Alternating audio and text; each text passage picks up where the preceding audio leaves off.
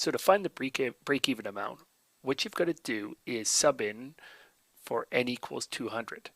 And we're going to first of all sub into the equation for calculating the cost of producing the muffins. So we're going to use the equation C equals 0.25n plus 200. And we're going to sub in for n equals 200.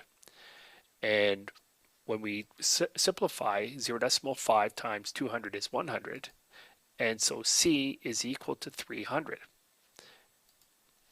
We could have also done this by subbing into the earnings formula, which is earnings is equal to $1.50 times the number of muffins produced.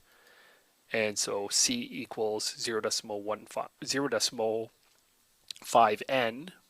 And so when we sub in for n equals 200, we also get C is equal to 300. So what this means is that the cost of producing 200 muffins is $300. Also, if you sell 200 muffins, you make $300. And here, your costs are $300, your earnings are $300, so you haven't either made or lost money. So your break-even amount is $300. So now we're going to go over how you solve linear systems by substitution. Now the first thing you do is isolate the variable from one of the equations. Next, you substitute the one statement into the other. Third, you solve for the unknown and substitute back into either equation to find the second variable. Now the coordinates x, y represent the point of intersection for a linear system.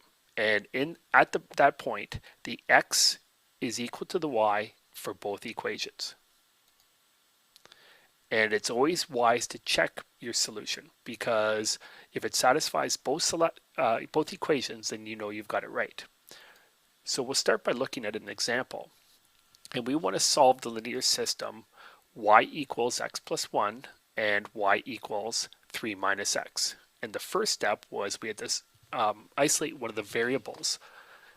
And we've done this in each of them, because here we've got y all by itself and we've got y all by itself there. So y is already isolated. So we're done step 1. So we're going to move on to step 2. Substitute one statement into the other. So the first statement is x plus 1, and we're going to sub that in for our y in the other equation. So the x plus 1, because remember that y is equal to x plus 1, and y and the y's here are the exact same. Remember, at the point of intersection, our y's and our x's are equal. So this y is equal to this y. So we can say that if this y is equal to x plus 1, then this y is also equal to x plus 1. So we're going to replace it with x plus 1. So now we have an equation. And so what I'd like you to do is solve for x. In other words, rearrange this equation to isolate x.